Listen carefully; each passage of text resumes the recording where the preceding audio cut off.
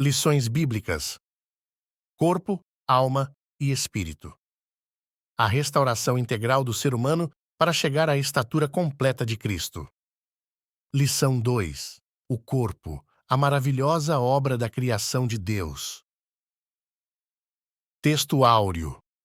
Eu te louvarei, porque de um modo terrível e tão maravilhoso fui formado. Maravilhosas são as tuas obras, e a minha alma o sabe muito bem. Salmos 139, versículo 14. Verdade prática. A ciência busca desvendar os mistérios do corpo humano, mas o crente descansa em saber que é obra da poderosa e perfeita mão de Deus. Leitura bíblica em classe. Salmos 139, versículos de 1 a 4 e versículos de 13 a 18. Senhor, tu me sondaste e me conheces. Tu conheces o meu assentar e o meu levantar. De longe entendes o meu pensamento. Cercas o meu andar e o meu deitar, e conheces todos os meus caminhos. Sem que haja uma palavra na minha língua, eis que, ó Senhor, tudo conheces. Pois possuíste o meu interior, entreteceste-me no ventre de minha mãe. Eu te louvarei, porque de um modo terrível e tão maravilhoso fui formado. Maravilhosas são as tuas obras, e a minha alma o sabe muito bem. Os meus ossos não te foram encobertos, quando no oculto fui formado e entretecido como nas profundezas da terra. Os teus olhos viram o meu corpo ainda informe, e no teu livro todas estas coisas foram escritas, as quais iam sendo dia a dia formadas, quando nem ainda uma delas havia. E quão preciosos são para mim, ó Deus, os teus pensamentos! Quão grande é a soma deles! Se os contasse, seriam em maior número do que a areia. Quando acordo, ainda estou contigo. Introdução. Há séculos, o racionalismo e o cientificismo procuram explicar a existência humana. Segundo seus propagadores, essas escolas de pensamentos teriam suficientes respostas para o homem em sua busca de compreensão da realidade. Apesar disso, razão e ciência não conseguem desvendar nem mesmo todos os mistérios do corpo humano. Como resultado, o homem pós-moderno vive uma grande crise de identidade. Somente pela fé, por meio das Escrituras Sagradas, temos respostas sobre nossa constituição e existência. Tópico 1. A maravilhosa obra de Deus. 1. Do pó da terra.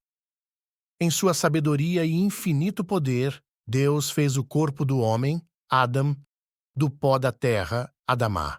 Uma estrutura magnífica composta, segundo estimativas, por cerca de 37 trilhões de células, tecidos, órgãos e sistemas, cujo funcionamento desafia a mais moderna ciência.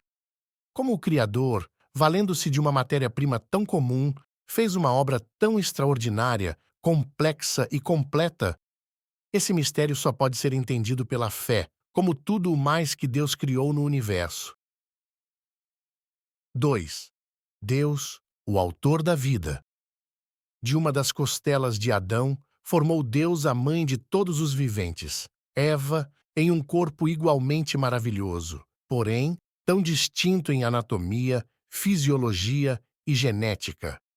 Em relação a como os descendentes dos primeiros pais são formados no ventre materno, as Escrituras mostram que, assim como na formação do primeiro homem e da primeira mulher, Deus é o autor das vidas de todas as pessoas.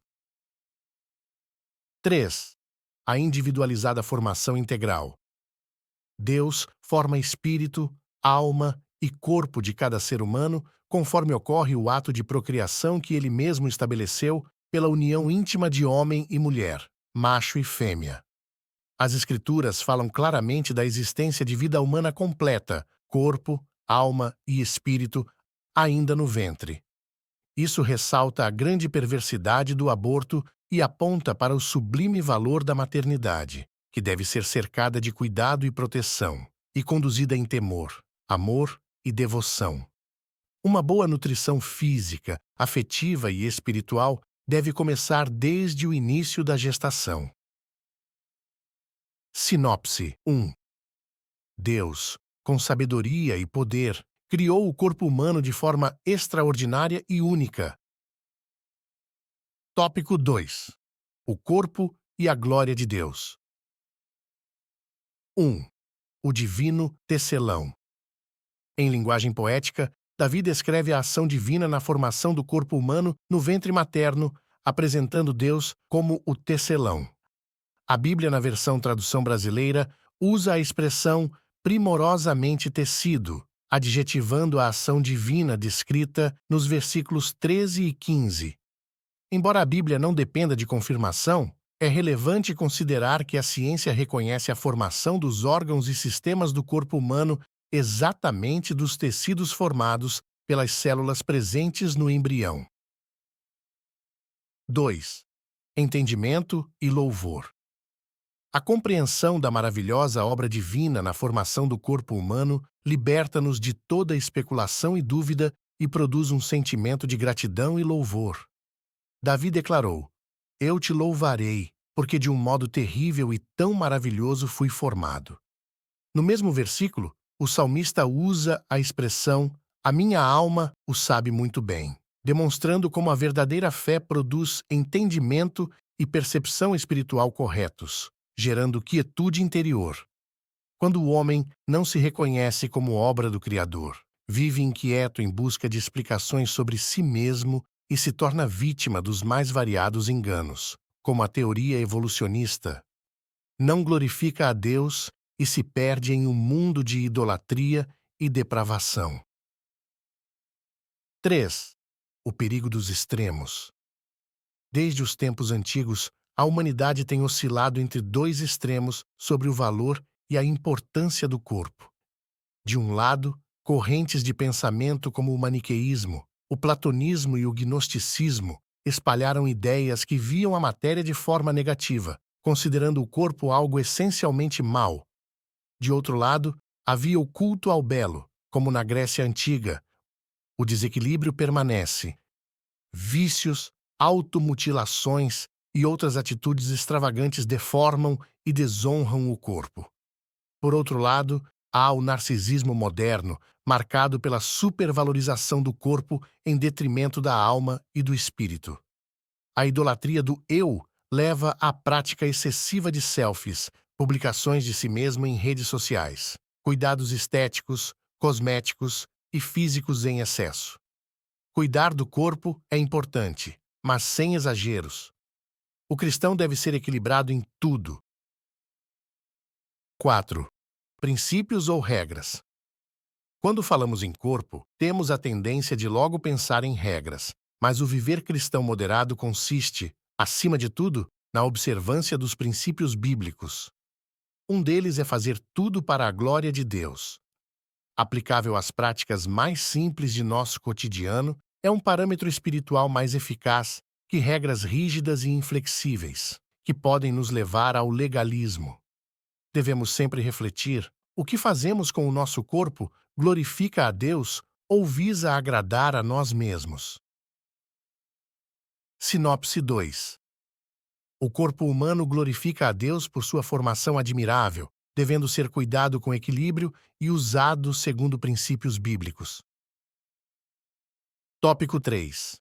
O corpo e a coletividade. 1. A prática relacional. Deus nos fez seres relacionais, gregários, sociáveis. Isso está explícito na ordem de procriação e enchimento da terra. Por isso, temos necessidades e deveres que vão além de nossa individualidade. Não fomos criados para viver isolados social ou afetivamente.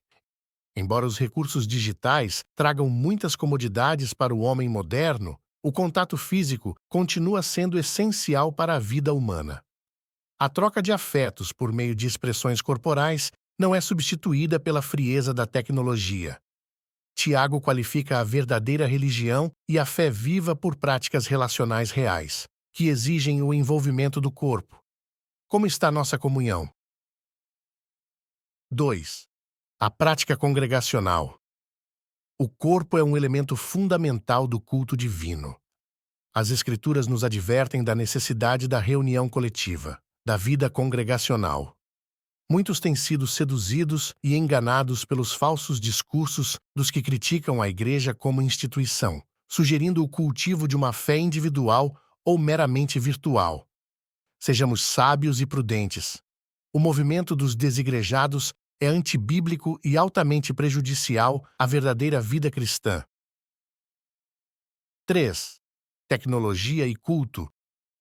O corpo precisa não apenas estar presente no templo, mas envolver-se diretamente com o culto.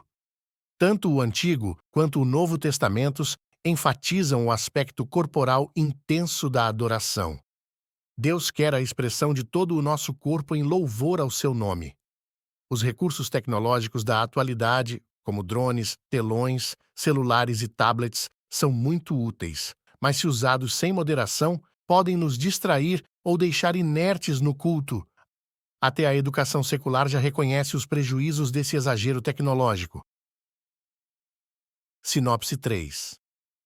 O corpo deve ser instrumento de comunhão e adoração coletiva, valorizando os relacionamentos e o culto presencial.